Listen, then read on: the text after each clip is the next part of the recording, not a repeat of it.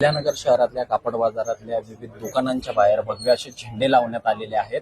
नेमकं काय हा उद्देश आहे आणि हिंदुत्वादी संघटनेचे पदाधिकारी मोठ्या संख्येने आता दाखल झालेले आहेत। ठिकठिकाणी दुकानांच्या बाहेर भगवे झेंडे लावतात आणि नेमकं काय उद्देश आहे?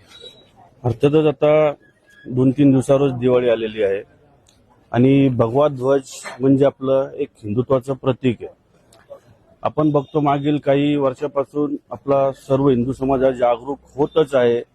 जसे की ज्याच्या कपाळावर टिळा त्याच्याकडून खरेदी करा किंवा बरेच बाहेरगावचे कस्टमर येतात, ते येतात पहिले आपल्या दुकानात एंट्री करताना देवघर आहे का किंवा एखाद्या देवाची मूर्ती आहे का असं बघून मगच आत घुसतात। तर तशी जागरूकता वाढलेली आहे, पण बाहेरगावच्या कस्टमरला सहजासहजी कळलं पाहिजे की आपली एक हिंदू बांधवाची दुकान आहे आणि त्याच्याकडूनच खरेदी करायची। हा सर्व उद्देश हिंदू संघटनेचा आपला आहे।